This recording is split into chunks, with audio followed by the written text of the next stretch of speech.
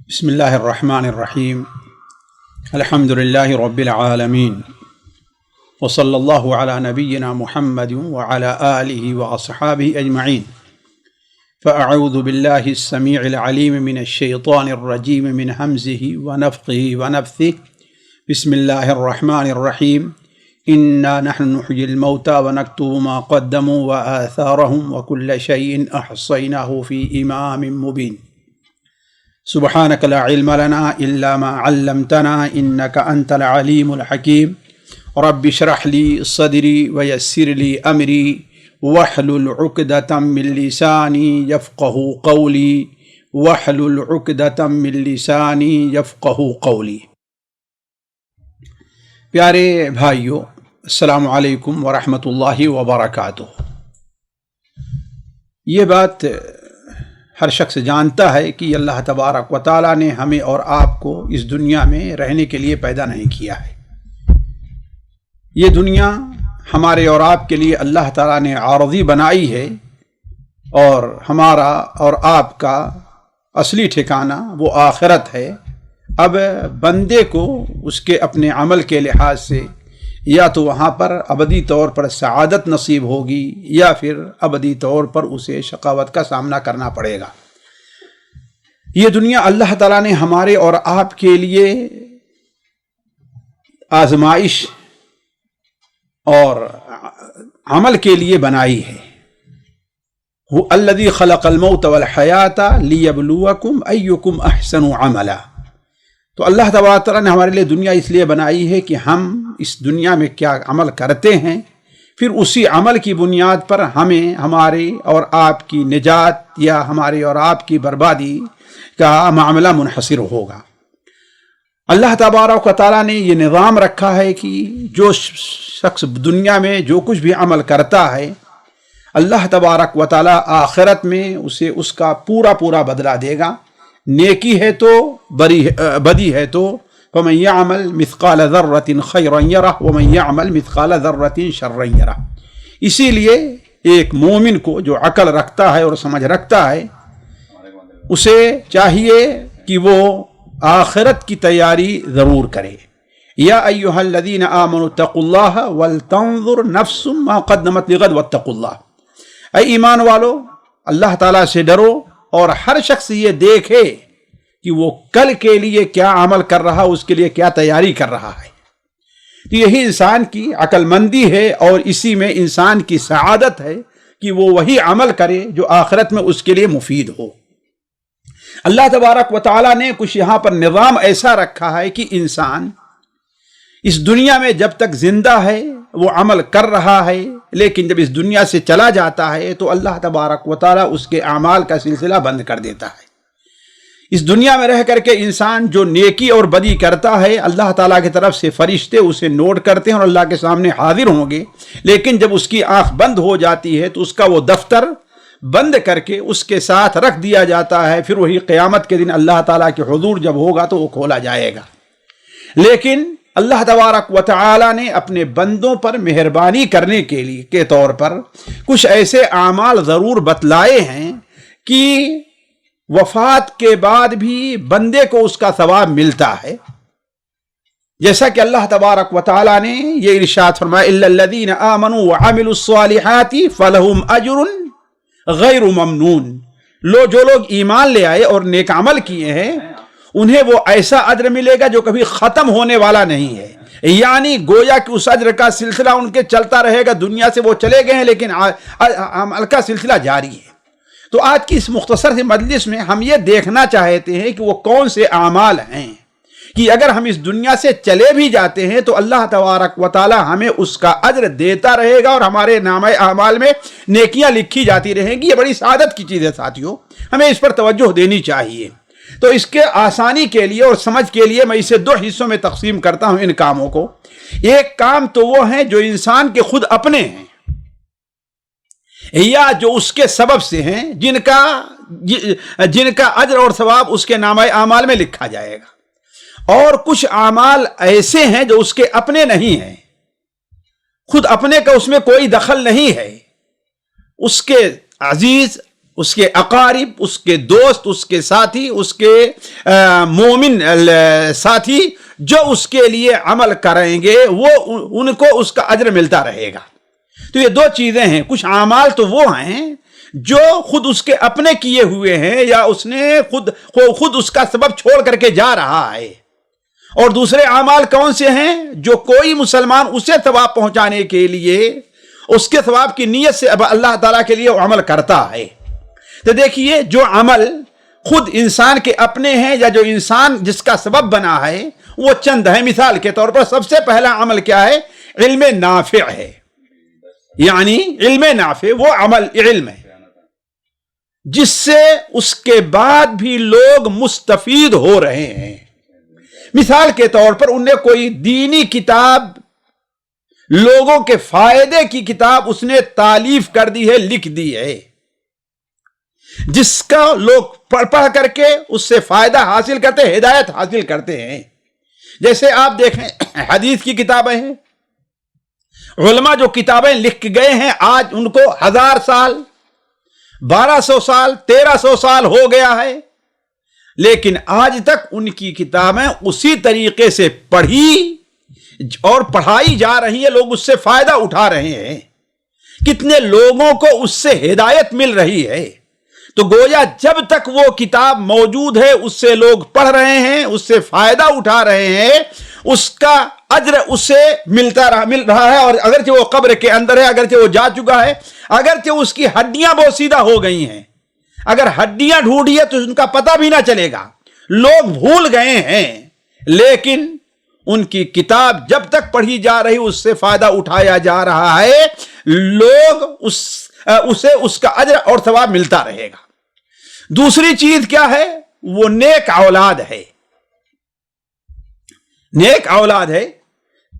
اسی جو علم نافع کے اندر یہ بھی داخل ہے، کوئی شخص جو ہے صرف کتاب ہی نہیں بلکہ اس میں ہے کسی نے کوئی مدرسہ بنا دیا ہے، کوئی مدرسہ بنایا ہے اور اس میں دینی تعلیم ہو رہی ہے، لوگ اس سے دین حاصل کر رہے ہیں، یا اسکول ہی کیوں نہ ہو، اس سے مسلمانوں کے فائدے کے لیے کہ مسلمانوں کی خدمت کے لیے لوگ اس میں تعلیم حاصل کرتے ہیں اور اس سے لوگوں کا فائدہ ہو رہا ہے۔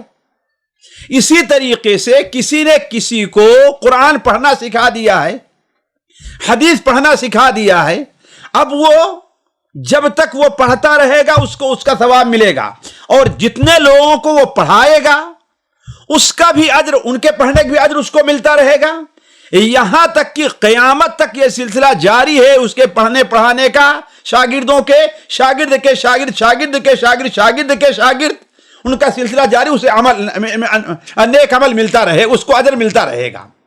دوسری چیز یہ ہے نیک اولاد کی دعا۔ نیک اولاد جو چھوڑ کر کے جا رہا ہے وہ دعا کرتا ہے، اس کے لیے استغفار کرتا ہے، تو اس دعا کا بھی اجر اس کو مل رہا ہے۔ تیسری چیز ہے صدقہ جاریہ۔ صدقہ جاریہ، صدقہ سمجھتے ہیں آپ لوگ، یعنی ایسی چیز چھوڑ کر کے جائے کہ اس کے بعد بھی لوگ اس سے مستفید ہو رہے ہیں۔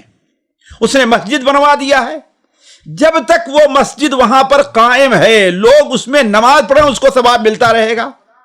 اس نے کنواں کھودوا دیا ہے، اس نے نل لگوا دیا ہے، کسی کو غریب کو اس نے کپڑا دے دیا ہے، تو جب تک وہ کپڑا غریب کے جسم کے اوپر ہے اس سے فائدہ اٹھا رہا ہے، تب تک اس کو اجر ملتا رہے گا، اور یہ سلسلہ بہت لمبا سا ہے۔ ان تینوں پر قرآن اور حدیث میں واضح دلیل موجود ہے۔ اللہ تعالیٰ ارشاد فرماتا ہے اِنَّا نَحْنُ نُحْيِي الْمَوْتَى وَنَكْتُبُ مَا قَدَّمُوا وَآثَارَهُمْ وَكُلَّ شَيْءٍ أَحْصَيْنَاهُ فِي إِمَامٍ مُبِينٍ۔ ہم ان کے وہ اعمال بھی لکھتے ہیں جو وہ آگے بھیج چکے ہیں، نماز پڑھ لیا ہے، روزہ رکھ لیا ہے، صدقہ کر لیا ہے، زکوٰۃ دے دیا ہے، قرآن پڑھ لیا ہے، دعا کر لیا ہے، ہم اس کو لکھتے ہیں، اور وہ آثار بھی جو پیچھے چھوڑ کر کے گئے ہیں، یعنی وہ اس کا ایک اثر ہے، مسجد بنوائی اس کا اثر ہے، کنواں کھودوایا اس کا اثر ہے، کوئی راستہ لوگوں کے چلنے کے لیے نکلوا دیا ہے اس نے، یہ اس کا اثر ہے، اس کا بھی ثواب اس کو ملتا رہے گا۔ تو انا نحن نحیی الموتى ونکتب ما قدموا وآثارهم، ہم ان کے وہ اعمال بھی لکھتے ہیں، ہم مردوں کو زندہ کریں گے اور ان کے وہ اعمال بھی لکھتے ہیں جو وہ آگے بھیج چکے ہیں اور وہ آثار بھی جو پیچھے چھوڑ گئے ہیں، اور ہم نے ہر چیز کو ایک واضح کتاب میں ریکارڈ کر کے رکھ چھوڑا ہے۔ اسی طریقے سے اللہ کے رسول صلی اللہ علیہ وسلم کی بڑی مشہور حدیث ہے جو بار بار لوگ سناتے ہیں آپ کو، کہ آپ نے ارشاد فرمایا، صحیح مسلم کی روایت ہے کہ اذا مات الانسان، جب انسان کا انتقال ہو جاتا ہے تو انقطع عملہ، اس کے عمل کا سلسلہ ختم ہو جاتا ہے، مگر 3 چیز ہے جس کا سلسلہ جاری رہتا ہے۔ صدقہ جاریہ ہے، جیسا کہ ہم نے کہا ایسا علم ہے جس سے فائدہ اٹھایا جائے، او ولد صالح یدعو لہ، یا نیک اولاد ہے جو اس کے لیے دعا کرتی رہے۔ اس سلسلے میں سب سے تفصیلی جو حدیث موجود ہے وہ سنن ابن ماجہ میں حضرت ابو ہریرہ سے مروی ہے کہ آپ صلی اللہ علیہ وسلم نے ارشاد فرمایا، مسلمان کو اس کے انتقال کے بعد اس کے جس عمل اور جن نیکیوں کا اجر ملتا رہتا ہے اس میں کیا ہے؟ علم ہے جو سکھایا ہے اور پھیلایا ہے، نیک اولاد چھوڑا ہے، کوئی مصحف یعنی قرآن مجید گھر میں چھوڑ کر کے جا رہا ہے اور بچے اس سے پڑھ رہے، وصیت کر کے جا رہا ہے، اور مسجدن بنا ہو یا کوئی مسجد بنا دے رہا ہے، او بیتن لابن السبیل بنا، یا مسافروں کے لیے کوئی گھر جیسے مسافر خانہ کہتے ہیں چھوڑ کر کے جا رہا ہے، او نہرن اجرا ہو، یا اس نے کوئی نہر جاری کر دی ہے، او صدقتن اخرجہا من مالہ فی صحتہ و حیاتہ، اور اپنی صحت اور اپنی زندگی میں اس نے اپنے مال سے کوئی صدقہ نکال دیا ہے جس کا اجر لوگوں کو مل رہا ہے۔ تو کہنے کا مطلب یہ وہ چیزیں ہیں جس کا ثواب ملتا رہے گا، اور خصوصاً ولد صالح کی جو دعا ہے یہ تو بندے کے لیے سب سے اہم چیز ہے۔ چنانچہ مسند احمد و سنن ماجہ میں آپ صلی اللہ علیہ وسلم کا ارشاد ہے کہ اللہ تبارک و تعالی بندے کے درجات کو روزانہ بلند کرتا جائے گا۔ وہ بندہ کہے گا، اے اللہ تبارک و تعالی، اب تو میں دنیا سے آ گیا ہوں، میرے اعمال کا سلسلہ ختم ہو گیا ہے، آخر میرے درجات بلند کیوں ہو رہے ہیں؟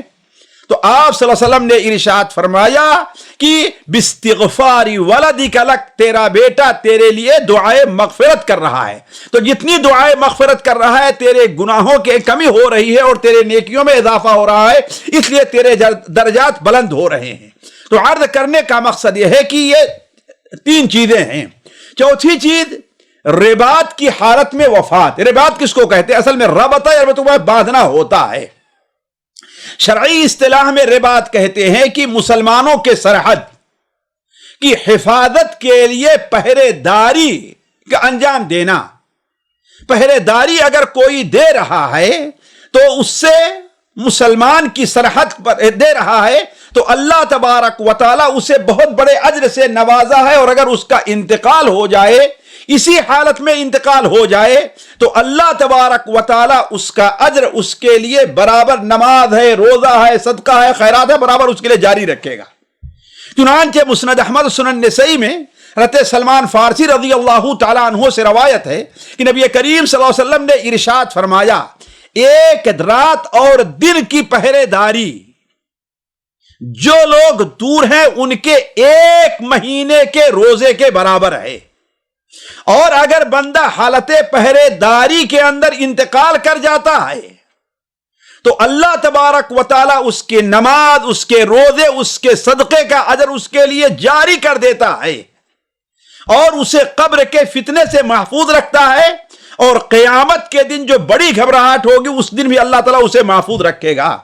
تو اصل رباط اسلامی سرحد کی حفاظت، وہاں حاضر رہنے کا معاملہ ہے، لیکن بہت سے علماء اسی پر قیاس کرتے ہیں اس شخص کو بھی، ان لوگوں کو بھی جنہوں نے اپنے آپ کو دینی خدمت کے لیے وقف کر دیا ہے، اپنے وقت کو، اپنے مال کو، اپنی ساری کوششوں کو دینی خدمت کے لیے وقف کر دیا ہے، اور دین کی طرف سے وہ برابر دفاع کر رہے ہیں۔ جاہلوں کی طرف سے اعتراض ہو تو اس کا دفاع کیا، کافروں کی طرف سے اعتراض ہو تو اس کا دفاع کیا، جہاں پر دین کا معاملہ آ جائے ہر جگہ سب سے پہلے پہنچے ہوئے ہیں، اور اس کے عوض اللہ تبارک و تعالی ہی سے وہ اجر چاہتے ہیں، کسی سے کوئی معاوضہ نہیں چاہتے۔ 5ویں چیز جس کا اجر خود انسان کا اپنا عمل ہے اور اس کو ملتا رہے گا، وہ امر بالمعروف و نہی عن المنکر کا فریضہ ہے۔ یعنی بھلائی کا لوگوں کو حکم دینا اور برائی سے روکنا. جو شخص کسی کو کسی بھلے کام کی طرف اس کی رہنمائی کی ہے، جب تک وہ شخص اس کے اوپر عمل کرتا رہے گا اور جتنے لوگ اس کی وجہ سے اس کے اوپر عمل کرتے رہیں گے اس کا اجر ملتا رہے گا. مثال کے طور پر ایک شخص بے نمازی ہے، آپ نے اس کو سمجھایا، آپ نے اس کو نماز چھوڑنے سے روکا، وہ آپ کے سمجھانے سے، آپ کے اثر سے اگر نماز پڑھنے لگا تو جب تک نماز پڑھتا رہے گا، آپ اگرچہ انتقال کر جائیں، دنیا سے چلے جائیں، اور اسے دیکھ کر کے اگر اس کے گھر والے نمازی بن جاتے ہیں، اس کے اثر سے گھر والے نمازی بن جاتے ہیں، تو ان تمام لوگوں کی نماز کا اجر بھی آپ کو آپ کی انتقال کے بعد ملتا رہے گا. اسی طریقے سے ایک آدمی جھوٹ بولنے کا، شراب پینے کا عادی تھا، آپ نے اسے سمجھایا، اسے منع کیا، تو جب تک مثال کے طور پر اسے جھوٹ بولنے کا موقع آیا، اس کو فائدہ نظر آیا، لیکن چونکہ آپ نے سمجھا دیا ہے لہذا اب رک گیا، تو پھر بھی جہاں اسے رکنے کا اجر مل رہا ہے وہیں پر آپ کو بھی اس کا اجر ملے گا. نبی کریم صلی اللہ علیہ وسلم کی بہت سی حدیثیں اس سلسلے میں ہیں. ایک حدیث سنن ابو داؤد میں حضرت ابو ہریرہ رضی اللہ تعالیٰ عنہ سے مروی ہے کہ آپ صلی اللہ علیہ وسلم نے ارشاد فرمایا، جس نے کسی ہدایت کے راستے کی طرف لوگوں کو بلایا اور اس کو قبول کر لیا تو اسے اس کے عمل اجر کے وہ عمل کرے گا تو اس کے اجر کے مطابق بھی اس کو اجر ملتا رہے گا اور اس کے اجر میں کوئی کمی واقع نہیں ہوگی. تو یہ تو 4-5 کام وہ تھے جو خود انسان کے ہیں، اور انسان کرتا ہے تو اسے چلا جاتا ہے دنیا سے، پھر بھی اسے اس کا اجر ملتا رہے گا. اور عام مسلمانوں کے کام جو ہیں جس سے اس کو اجر ملتا رہے گا، ان میں سب سے پہلی چیز کیا ہے؟ دعا کرنا ہے. ایک مسلمان کا دوسرے مسلمان پر ایک حق یہ بھی ہے کہ وہ ان کے لیے دعا کرے، بلکہ ایصال ثواب کا سب سے عمدہ اور سب سے مفید طریقہ ساتھیوں کیا ہے؟ وہ دعا کرنا ہے اپنے بھائی کے لیے. حتیٰ کہ نماز جنازہ جو بندوں پر فرض کفایہ ہے میت کی طرف سے، اللہ کا فرض کفایہ اللہ نے رکھا ہے، وہ بھی دعا ہی تو ہے نا. دعا اس کے انتقال کے بعد اس کو اجر مل رہا ہے اور اجر ملے گا. چنانچہ اللہ تعالیٰ ارشاد فرماتا ہے والذین جاؤوا من بعدہم یقولون ربنا اغفر لنا ولاخواننا الذین سبقونا بالایمان. جو لوگ ان کے بعد آتے ہیں وہ کیا کہیں گے؟ اے اللہ تبارک و تعالی ہمیں بھی معاف کر دے اور ہمارے ان بھائیوں کو معاف کر دے جو ہم سے پہلے، ہمارے وہ مومن بھائی جو دنیا سے جا چکے ہیں. مائی عائشہ رضی اللہ تعالی عنہا کی روایت ہے، امام مسلم رحمہ اللہ اسے نقل کرتے ہیں کہ اللہ کے رسول صلی اللہ علیہ وسلم نے ارشاد فرمایا ما من میت تصلی علیہ امت من المسلمین یبلغون 100. جو بھی میت اس کے اوپر اگر 100 مسلمان نماز پڑھتے ہیں اور اللہ تبارک و تعالیٰ سے سفارش کرتے ہیں تو اللہ تبارک و تعالیٰ ان کی سفارش کو قبول کرتا ہے. یعنی آپ جا چکے ہیں، 100 مسلمان نے آپ کی نماز جنازہ پڑھے اور اللہ تعالیٰ سے مغفرت کی دعا کی تو اللہ تعالیٰ ان کی سفارش کو قبول کرتا ہے. اسی طریقے سے صحیح مسلم میں ایک اور روایت ہے عبداللہ ابن عباس رضی اللہ تعالیٰ عنہ سے، ان کے شاگرد قریب بیان کرتے ہیں کہ حضرت عبداللہ ابن عباس رضی اللہ تعالیٰ عنہ مقام عصفان میں تھے، اور آپ جانتے ہیں عصفان یہ مکہ مکرمہ سے تقریباً مدینہ منورہ کے روڈ پر 80 کلومیٹر کے قریب پہلے ہے، وہاں پر وہیں پر تھے. وہاں ان کے ایک بیٹے کا انتقال ہو گیا. بیٹے کو نہلایا گیا، کفنایا گیا، کفنا کر کے باہر رکھا. لوگ آ رہے ہیں نماز جنازہ پڑھنے کے لیے. حضرت عبداللہ ابن عباس نے اپنے شاگرد قریب سے کہا جا کر کے دیکھو کچھ لوگ اکٹھا ہو گئے ہیں. قریب نے کہا کہ ہاں کافی لوگ آ گئے ہیں. حضرت عبداللہ ابن عباس نے کہا 40 لوگ پہنچ گئے ہیں. قریب نے کہا کہ ہاں بلکہ 40 سے بھی زیادہ ہوں گے، پہنچ گئے ہیں. حضرت عبداللہ ابن عباس نے کہا کہ لے چلو اب اس کو، جنازے کو، اس لیے کہ ہم نے اللہ کے رسول صلی اللہ علیہ وسلم سے سنا ہے آپ فرما رہے تھے کہ جو مسلمان اس کے جنازے کے اوپر 40 لوگ نماز پڑھیں اور وہ مشرک نہ ہوں، شرک نہ کرتے ہوں اور اس کے بارے میں سفارش کریں، اس کی مغفرت کے بارے میں، تو اللہ تبارک و تعالی ان کی سفارش کو اس کے بارے میں قبول کرتا ہے۔ تو کہنے کا مطلب ہے کہ مسلمانوں کی دعا یہ بڑی اہم چیز ہے، اس کے اوپر توجہ دینی چاہیے۔ اسی طریقے سے دوسری چیز جو غیر یعنی اپنے نہیں بلکہ دوسرے لوگ کسی میت کی طرف سے کریں تو اس کا فائدہ پہنچتا ہے، وہ قرض کی ادائیگی ہے، جس سلسلے میں آج بڑی کوتاہی پائی جا رہی ہے۔ یعنی میت کا انتقال ہوا اور اس کے اوپر کوئی قرض ہے، تو یہ فرض بنتا ہے ان کے لاحقین کا، وارثین کا، کہ سب سے پہلے میراث کو تقسیم کرنے سے پہلے اس کا قرض ادا کریں۔ اگر وہ نہیں ادا کرتے کوئی دوسرا مسلمان ادا کر دے رہا ہے تو یہ بھی اللہ تعالیٰ کے نزدیک مقبول ہو جائے گا اور اسے اس سے چھٹکارا مل جائے گا۔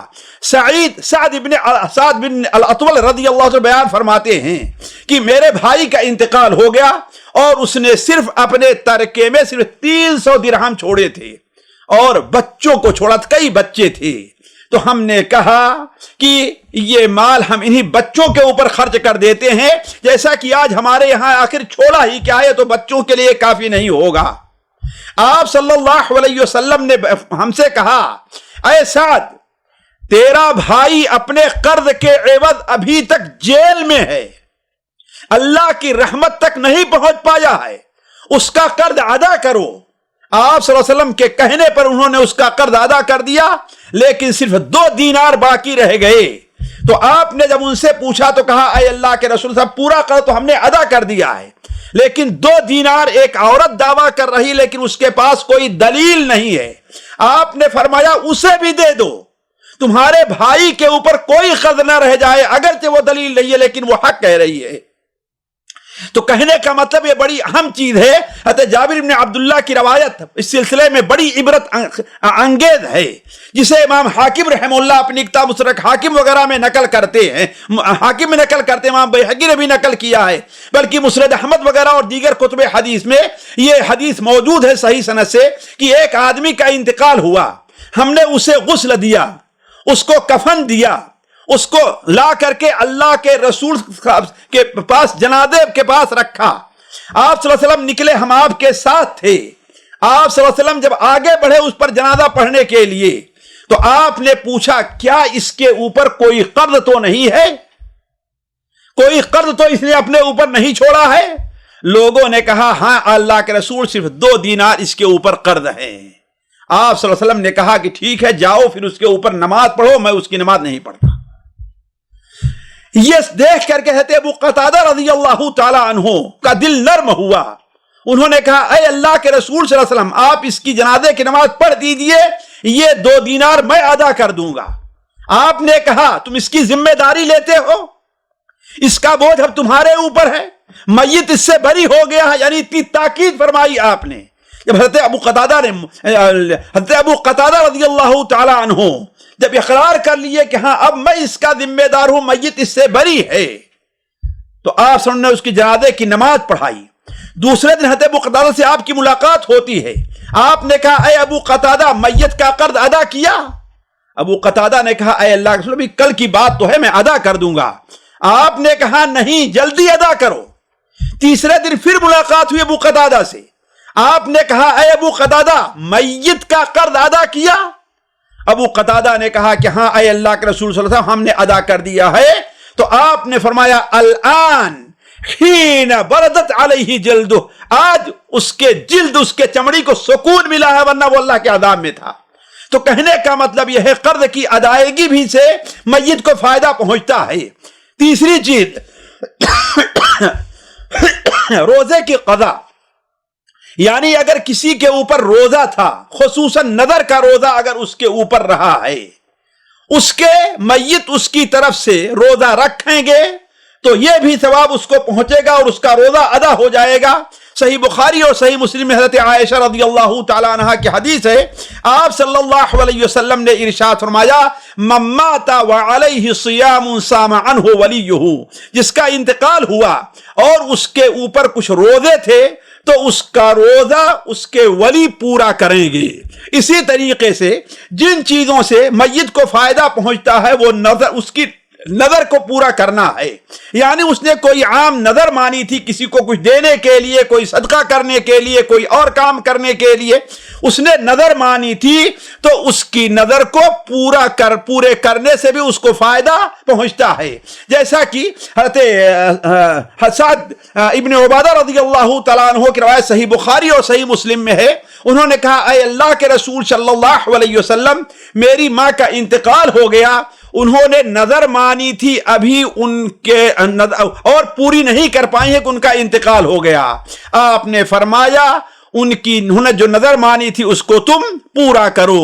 تو علی کل حال کہنے کا مطلب یہ ہے کہ نظر بھی پورا، کسی کی نظر ہے، کسی نے کوئی قسم کھائی ہے تو اس کو پورا کرنا بھی، یہ کوئی عہد کیا ہے، وعدہ کیا ہے، اس کے پورا کرنے سے بھی اس کو فائدہ پہنچے گا۔ مثال کے طور پر آپ کے والد نے، آپ کے بھائی نے، آپ کی بیوی نے، کسی بہن ہے، اس کے شوہر نے، کسی نے کوئی وعدہ کیا تھا کہ ٹھیک ہے آپ یہ کام کیجئے، مسجد بنوائیے، میں اس میں اتنا دوں گا، وعدہ کر رہا ہوں۔ اسی طریقے سے آپ یہ کام کیجئے، آپ کو اتنا میں قرض دے دوں گا۔ تو اگر آپ کے پاس ساتھ ہے تو اس کے پورا، اگر ان کا انتقال ہو گیا اور یہ کام نہیں کیا، یعنی مسجد میں نہیں دیا یا قرض نہیں دیا، ان کے انتقال کے بعد اگر آپ یہ چیز کرتے ہیں تو آپ کے میت کو اس کا ثواب ملے گا۔ پانچویں چیز جو دوسرے مسلمان کسی مسلمان کی طرف سے کریں تو وفات کے بعد اس کا اجر ملتا ہے، وہ صدقہ اور خیرات ہے۔ اور یہ بڑی اہم چیز ہے، خواہ اپنا خاص آدمی ہو یا کوئی اور ہو، یہ بڑی اہم چیز ہے کہ اس کی طرف سے صدقہ اور خیرات کیا جائے۔ چنانچہ حضرت عائشہ رضی اللہ تعالیٰ عنہا سے مروی ہے کہ ایک شخص اللہ کے رسول خدمت میں آتا ہے اور کہتا اے اللہ کے رسول صلی اللہ علیہ وسلم، میری ماں کا اچانک انتقال ہو گیا اور اس نے کوئی وصیت نہیں کی ہے، اور میں سمجھتا ہوں کہ اگر وصیت کرتی تو کچھ صدقہ خیرات کرنے کی وصیت کرتی، تو کیا اگر میں اس کی طرف سے صدقہ اور خیرات کروں تو اس کو، یعنی میری والدہ کو اس کا اجر ملے گا؟ آپ صلی اللہ علیہ وسلم نے بیان فرمایا کہ ہاں، اگر تم صدقہ اور خیرات کرو گے تو اس کا اجر ملے گا۔ اسی طریقے سے اس سلسلے میں بہت سی حدیثیں ہیں جس سے پتہ چلتا ہے کہ میت کو صدقہ اور خیرات کا اجر ملتا ہے، لیکن یہ صدقہ اور خیرات کسی بدعی طریقے جو ایجاد ہو گئے ہیں ان کے ذریعے سے نہیں ہونا چاہیے، جیسے 40واں کرنا، تیجا کرنا، اس طریقے سے اکٹھا کر کے کرنا، یہ چیز شریعت سے ثابت نہیں ہے۔ چھٹی چیز جس کا اجر میت کو ملتا ہے تو اگر دوسرے لوگ عمل کرتے ہیں تو وہ عمرہ اور حج ہے۔ اگر عمرہ ان کے اوپر، خصوصاً اگر ان کے اوپر حج فرض تھا، ان کے اوپر عمرہ فرض تھا، انہوں نے حج اور عمرہ نہیں کیا، اگر کوئی ان کی طرف سے حج اور عمرہ کر لے تو اس کا اجر بھی ان کو ملے گا۔ چنانچہ صحیح بخاری اور مسلم میں حضرت عبداللہ ابن عباس رضی اللہ تعالیٰ عنہ سے مروی ہے کہ ایک عورت نے نظر مانی کہ وہ حج کرے گی لیکن اس کا انتقال ہو گیا، تو اس کے بھائی نے کہا اے اللہ کے رسول صلی اللہ علیہ وسلم، کیا اگر میں اس کی طرف سے، یعنی اپنی بہن کی طرف سے حج کر لوں تو اس کا اجر ملے گا؟ آپ نے فرمایا ہاں، اگر تمہاری بہن کے اوپر قرض ہوتا تو کیا تم اس کو ادا کرتے؟ کہا ضرور ادا کرتا۔ تو آپ نے فرمایا یہ اللہ کا قرض ہے، اسے بھی تم ادا کرو۔ یعنی اگر حج اور عمرہ کسی میت نے نہیں کیا ہے تو اس کی طرف سے بھی کرنا چاہیے۔ یہ چند کام تھے جو ایصال ثواب کے مشروع طریقے ہیں، لیکن آج بدقسمتی ہے ساتھیوں کہ ہماری قوم نے ان تمام چیزوں کو چھوڑ کر کے ایسے کام ایجاد کیے ہیں جن کا ثبوت قرآن اور حدیث سے نہیں ہے۔ مثال کے طور پر قرآن خوانی اور میت کے طرف سے قرآن خوانی کی مجلس منعقد کرنا، جبکہ اس سلسلے میں ہر عالم کا اتفاق ہے کہ اللہ کے رسول زمانے میں ایسی کوئی مجلس منعقد نہیں کی جاتی تھی، اور نہ آپ صلی اللہ علیہ وسلم قرآن مجید پڑھ کر کے اپنے میت کو بخشتے تھے۔ اس سلسلے میں اگر کچھ حدیثیں آئی ہوئی ہیں تو وہ سخت ضعیف ہیں۔